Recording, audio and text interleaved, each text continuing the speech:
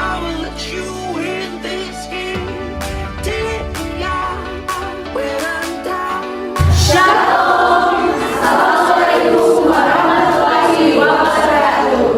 Om Swastiastu, Namo Buddhaya, salam kebajikan. Jadi saat ini kami merupakan mahasiswa aktif di Komunitas Pembangunan Indonesia Manado kelas A2, Fakultas Keperawatan semester 6. Dan pada saat ini tujuan dari pembuatan video ini yaitu untuk memenuhi tugas ujian akhir semester pada mata kuliah Asuhan Keperawatan Pegawai Penerapan 3 dengan dosen pengampu Dr. Afur Wongkar SKPMTS. Enjoy your video. Nah, sebelum masuk pada video simulasi penanganan demam pada anak, di sini kita harus mengetahui apa itu kejang dan demam. Nah, kejang demam ini adalah suatu kondisi pada anak atau bayi yang mengalami peningkatan suhu tubuh di atas rentang normal yaitu 38,8 derajat Celcius dan disertai dengan kejang.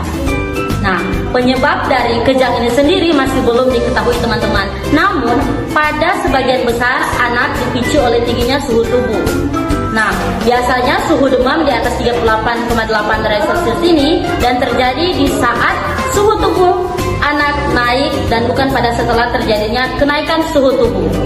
Adapun tanda-tanda kejang demam meliputi yang pertama, demam yang biasanya di atas 38,9 derajat Celcius. Yang kedua, jenis kejang menyentak atau kaku otot. Yang ketiga, gerakan mata abnormal atau mata dapat berputar-putar atau ke atas. Yang keempat, suara pernapasan yang kasar terdengar selama kejang.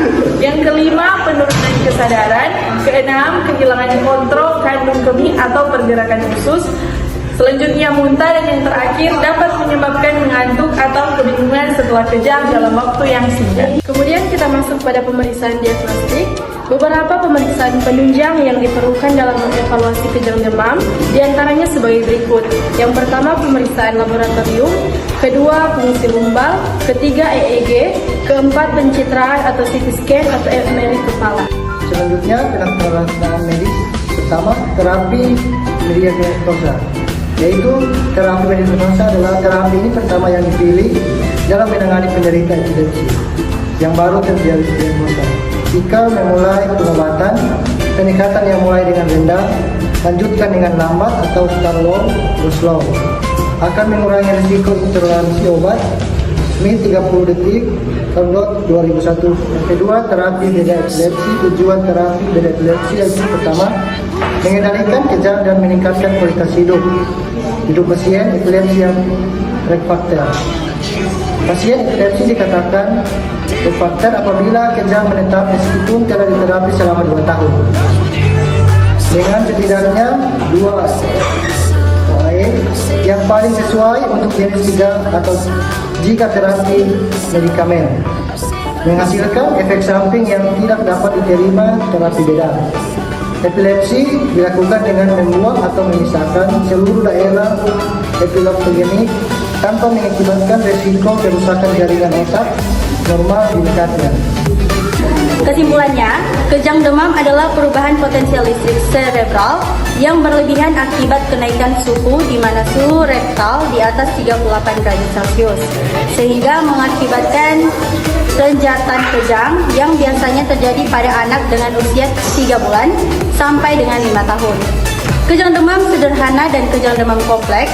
Beberapa faktor yang berperan menyebabkan kejang demam antara lain adalah demam setelah imunisasi dan morbili, efek toksin dari mikroorganisme, respon alergi, atau keadaan imun yang abnormal akibat infeksi, perubahan keseimbangan cairan dan elektrolit.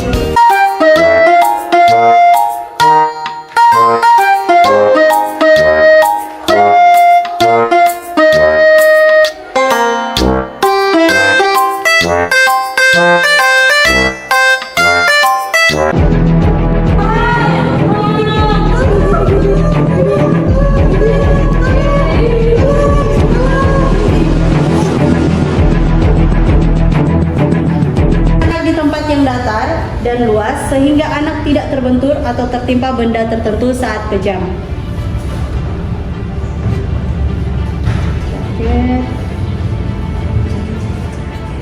Dek bisa kejar-jarnya.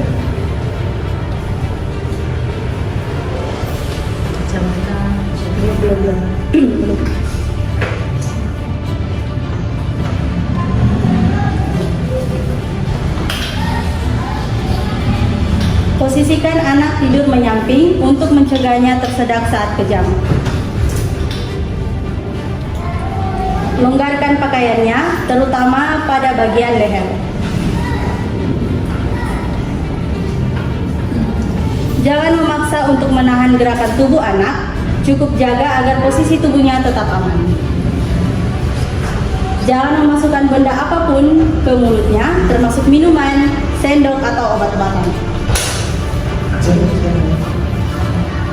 Panggil nama anak atau ucapkanlah kata-kata yang menenangkan agar anak merasa lebih nyaman. Dek.